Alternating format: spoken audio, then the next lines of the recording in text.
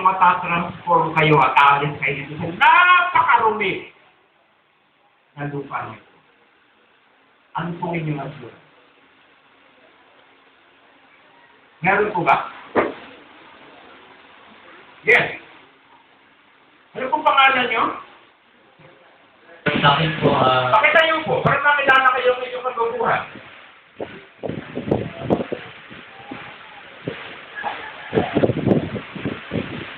Bernard Hopkins, ay hindi pala. Sige po. para sa akin po, yung Yes. tinatawag ko ng Bereya. Yung Bereya na po yan, yung pagsasalit namin, lagi namin hinahanap yung kalooban niyo. Okay, Kaya okay. namin yung kalooban na Diyos, Okay. lagi kami nasa video niya. Okay. Yung masura. Okay, ito ang ako. Okay. Ang pagiging Berean ay saan po nyo nabasa? Okay. Ang 1711. At sa Berea, sino nagdala doon? Pablo po. Pablo. Anong dinala ni Pablo doon? Mensahe po. Mensahe ng ano?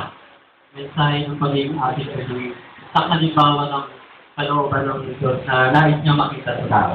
Okay. Sa kabuuan, si Pablo sa pagiging Pablo niya at pagiging apostol, ano ang dala niya? Mensahe po na yan. Yes, correct. Ano ang dala niya? Religion o hindi? Mensahe po na Diyos. Religion o hindi?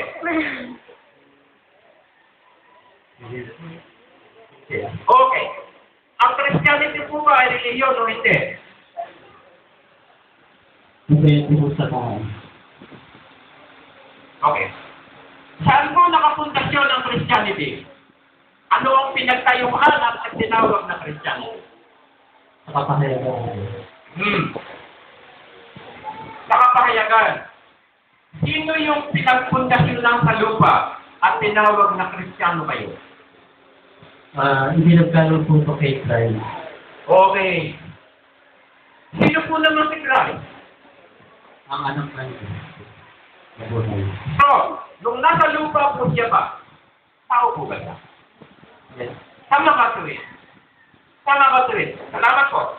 Salamat po sa inyong pagsagot at sa inyong pagtatanong sa akin.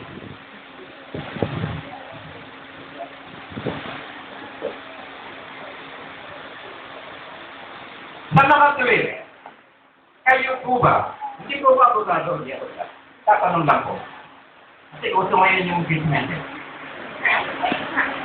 Ayaw po maging seryoso. Baka maambulangsi tayo.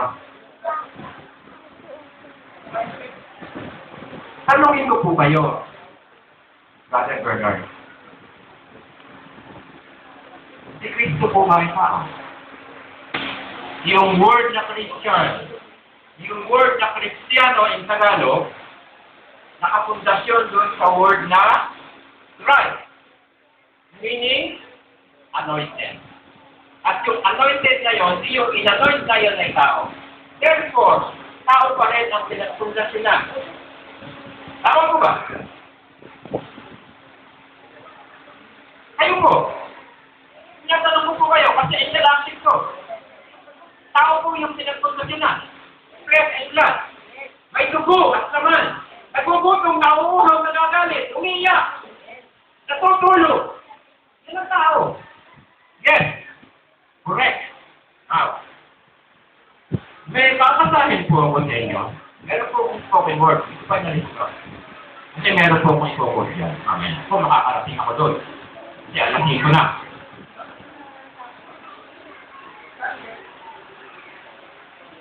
Gusto po ba niyo ituloy ko ba ito kung sa kaniman?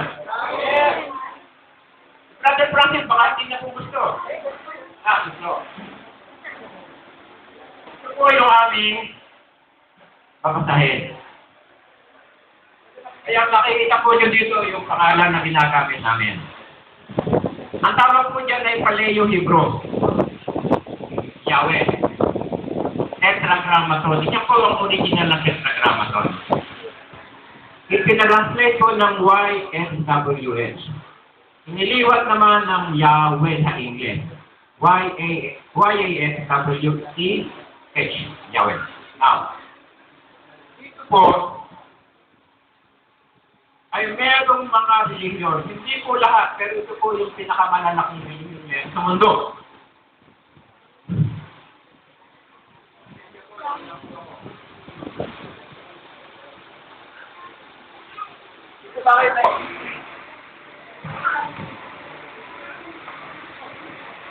Meron po tayong tinatawag na Hinduism.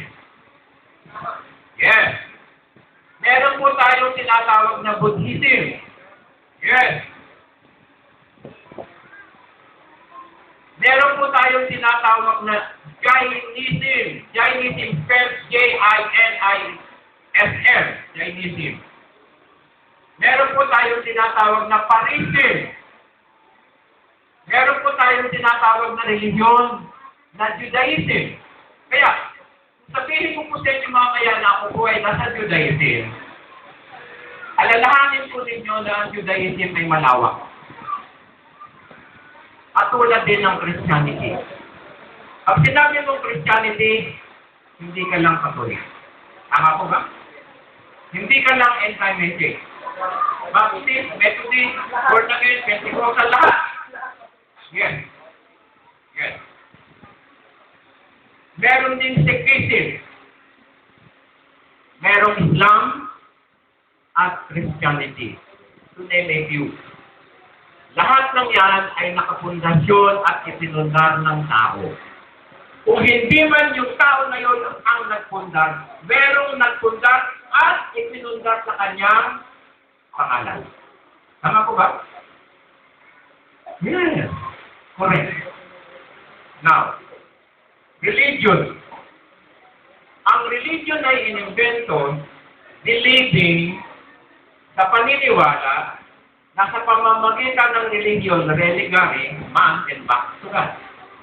Ang Kristiyano sa amin, Elohim or Yahweh. Sorry. Hinahangin ko yung mura ko. Now, ayon po sa scriptures, ang tawag po namin dun sa Tanakh o Old Testament sa Christianity ay scripture. Kasi po, yung pong Jesus na Kristo, ang sinasabi niya, ayon sa scripture, meaning, nag-focus siya doon sa scripture. At alam po ba ninyo, sa akin pong pagsusuri, saka nanggaling nga po ako dito, ang karamihan pong kinod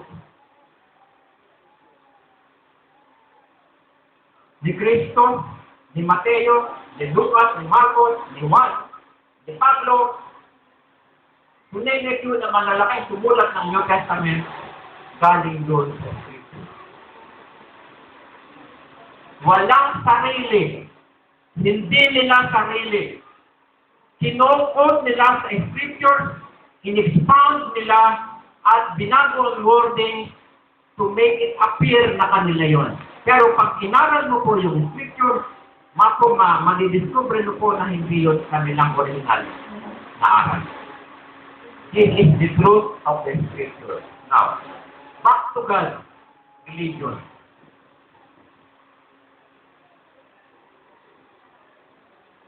Bakit ang Christianity? Christianity tayo. Yan po ba talaga nagpasimula? Yan po ba talaga nagpasimula? Christianity niya talaga? O meron pang ibang pinagmula bago ang Christianity? Hindi ko nakakaalam. Meron po ba o wala? Meron. Hindi, bago po yun. Hindi ba? Walang nakakaalam. Okay. Ang Christianity po ay hindi nagsimula as Christianity. Perfect. Nagsimula po yun doon sa tinatawag na Orthodox Jew. Orthodox Jew. And later on, they became Orthodox Christian. Umiiral pa po yan hanggang ngayon. And later on, humiwalay na yung mga yun, nagtayo na ng kanilang puro na kung tawagin ay Christianity. This is where you are now. Because I was before. Kasi umalis na ako dyan. Kaya sabi nga ni Brother George, bakit ka umalis dyan? Ito yung rason. Sasabihin ko sa inyo kung bakit. Now, ang relihiyon,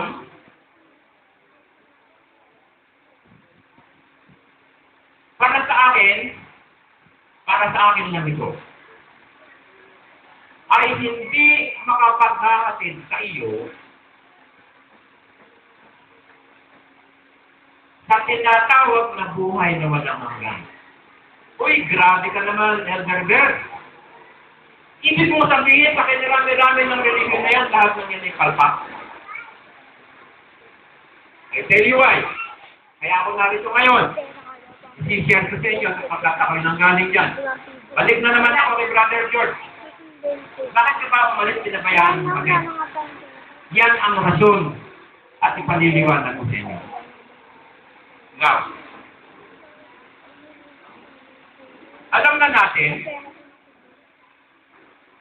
na ang Christianity ay marami ng ritual. Tama po ba? Depende doon sa tinatawag na denominasyon. Now, from that point, mula doon, ay nakarating ako.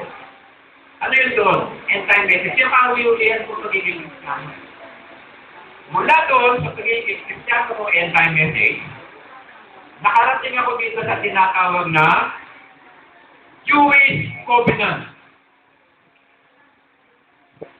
Jewish Covenant. Ngayon, meron din tinatawag na Jewish faith. Hindi ko nakakaalam. Jewish faith. Faith. F-A-I-T-S. Faith. Pag sinabi mong Jewish faith, yan po ay religion din. Sa Israel po, madami niyan.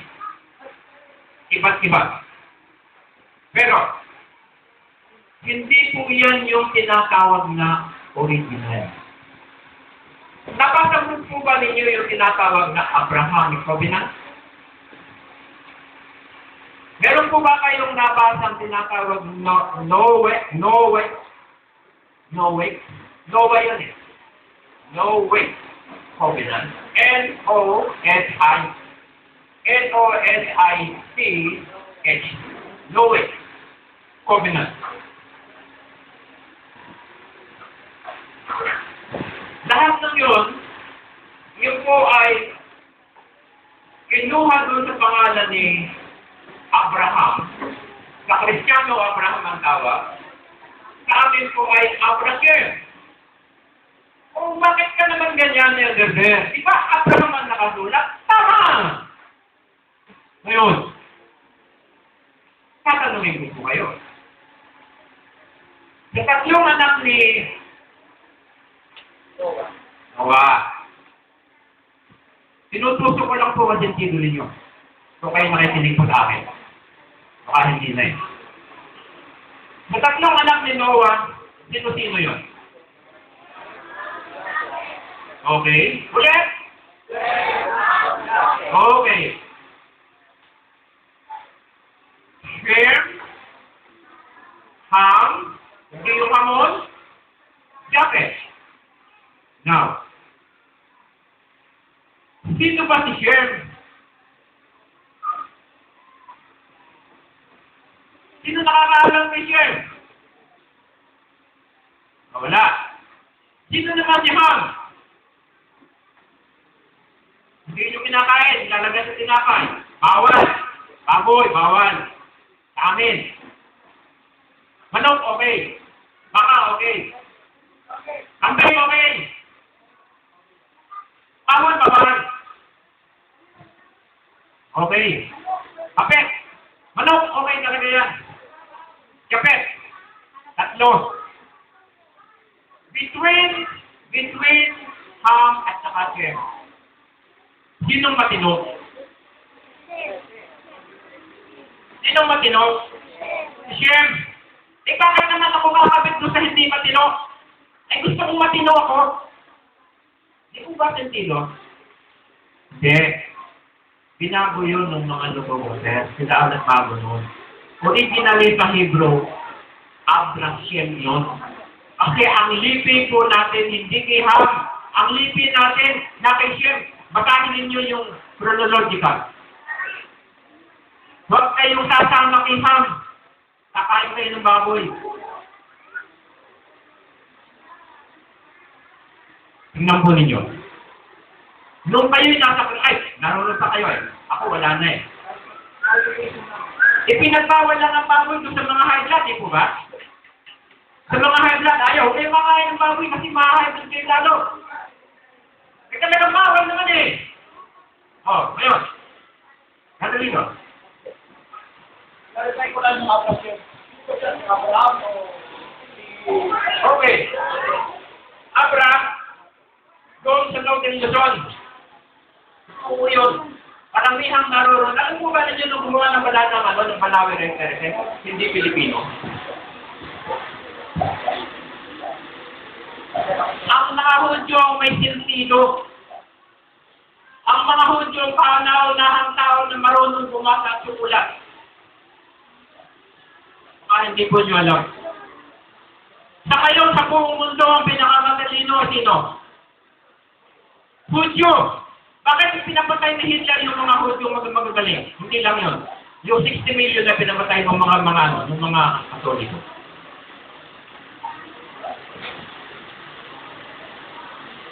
Ben Yahweh. Yan talaga ang pangalan ng Banawe. Ben Yahweh. Yahweh. Anong Yahweh? Pangalan ng Creator. Sinong tao sa panahon na yun ang makakapag-birhe ng ganong ang tubig ay nasa lupa? Hindi mo salita po ba? Sandali po. Sino sa panahon na yun? About 400 CE na makakapag-birhe ng ganong klaseng construction na ang tubig nasa ilalim, paakayatin mo sa itaas. Sino sa panahon ng Sagrada na nakakapag-imbarsa mo ng tao ng 1,000 taon naroon pa hindi na asa. Sentido yan ng Hudyo. At magalak po kayo mga kababayan kong mga Pilipino. Unknowingly, hindi po nyo alam. Hudyo kayo. Elder naman, grabe. Eh, pinagmula ko nga, ay kasap tsaka ni Cristo silok ni Mangkin, iiting kamote. Diba, mayawe? Ni Cristo sa ni Mangkin. Mga native. Pero, natin dito, Elder yung clarification ko. Nakakita po kasi yung Abraham. yes.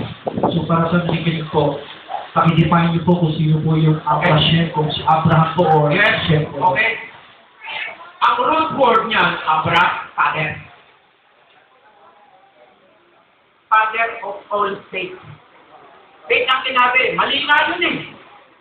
Faith of all that has been covenant, kasi ang King Abraham, hindi faith ang meron siya covenant, nakipag-covenant sa kanya yung Creator. Bakit faith ang ginamit ng mga photographer? Mali. Yan ang mga nire-rectify natin na tinuturo ko po sa inyo. Father. Ngayon, noong magkaanak na, nagpalit, pinalitan, no, from now on, I will not call you Abraham. Kasi dyan magsisimula ang lipi ng Hudyo, yung Judah, dyan magsisimula. At magalak po kayo. Magalak po kayo. Hanapin po ninyo ang lipi ninyo. Ako, nakita ko na ang lipi ko, kaya nasa Yahweh ako.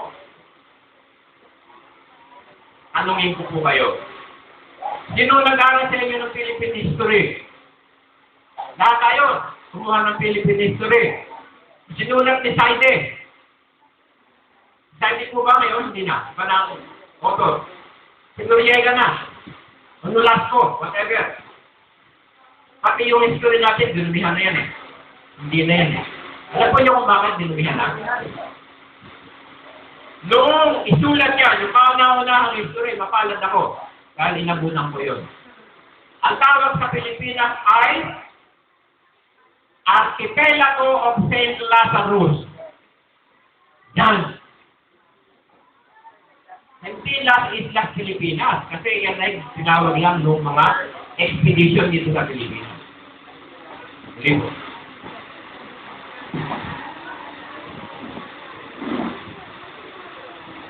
Ayun po kayo nag-enjoy. Okay na. Eto. Sabi ko po kanina, ang gumawa ng Banawe Rice Terraces, hindi Pilipino. Mga Hudyo. Kaya, Ben Yahweh. Alam mo anong ibig sabihin ng Ben Yahweh? Hindi na nakakaalam. Pero dito, alam po yun? Ben Yahweh. Okay. Ben, ang ibig sabihin niya, Son of Yahweh. At noong panahon na yun, ang kinikilala lamang na Son of Yahweh at sino? Sino po? Hudyo! Correct! Correct! Hudyo! Kaya sabi ng mga Kristiyano, hindi sila eh. Mali. Kukurik po natin yan, hindi sila. Lalapin 2 lipi ang pinanggalingan ng tao. Tama po ba? Buhat sa 3 tao. At buhat sa mag-asawa.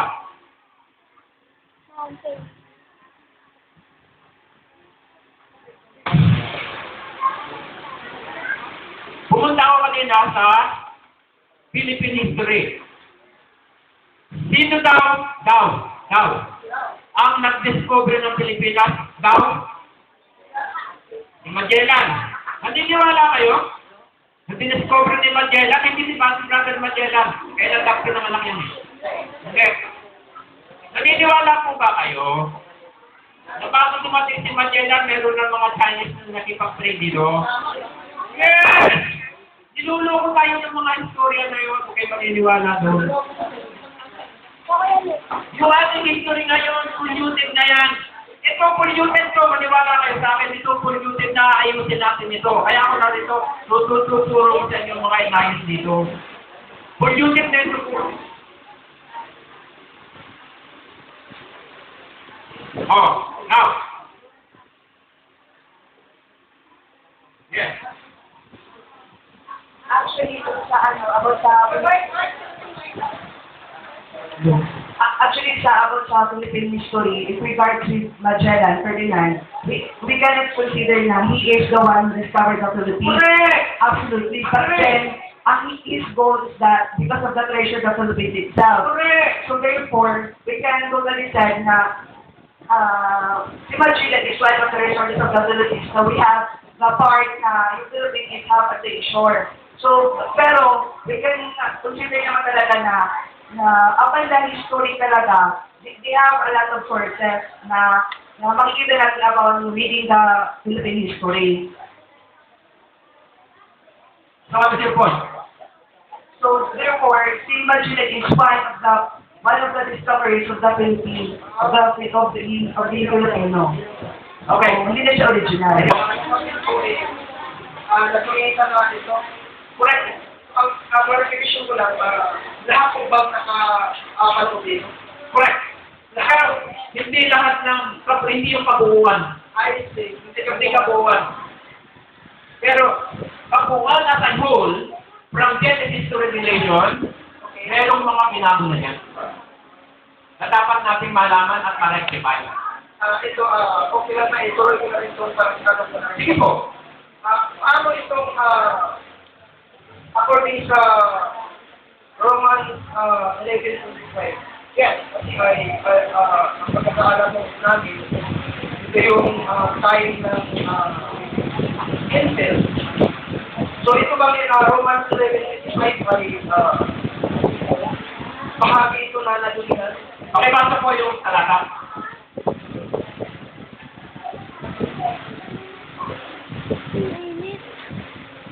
Romans 11:25.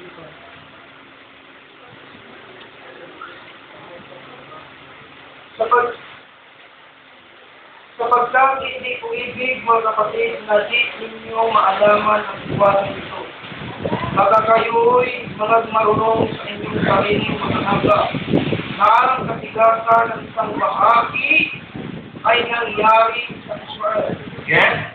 Hanggang sa pumasok ang kapuluhan ng mga Philippines. Sagutin ko po yan. Okay, may ako rin dyan. Alam po ninyo, yung sinabing yan ni Pablo, pinot lang po niya yan sa tanak. Yes. In-amplify lang niya yan, in-expand niya. Pero ang totoo ito. Noong panahon na yun, simula ko na kay Solomon. Kasi dalawang beses nagkasala ang Israel eh. Yung pinakahuli na lang. Kaya meron dalawang 70 years eh. Yung panahon ni Solomon, meron siyang covenant sa Creator. At pinili siya ng Creator natin, yung Elyon Yahweh, Shaddai Elohim, na itayo yung templo. Kasi yung templo yun, hindi po pwedeng maitayo ni David sa kadahilanan na, alam niyo kung anong dahilan? Kung bakit hindi pwedeng itayo ni David yun? Pakiulit po. Ano po ang, hindi po nagkasala si David. Mayroon siyang mabigat na binagala sa kanyang sarili bilang hari, tapos naging hari, na hindi pinayagan ng Creator natin na itayo niya ang templo. Alam niyo kung ano yun? Sino nakakaalam? Nakasulat po yun eh. Gather that. Yes. Too much blood. Too much blood in his hand. Hindi. Ikaw, sasabihin ko sa iyo, sabi ng Creator natin, yung Elyon, Eloah, Yahweh, Shaddai Elohim, magtatayo ang descendants mo ng templo, pero hindi ikaw, yung anak mo. Naitayo ni, nasa ano yan eh, nasa First King, at saka sa Book of Numbers. Naitayo ni Solomon. Pero, merong mabigat na bilin sa kanya ang Creator. Sinabi ko pong Creator, isa lang yun, yung Most High. Huwag kang mag-aasawa ng taga-ibang bansa. Anong ginawa ni Solomon?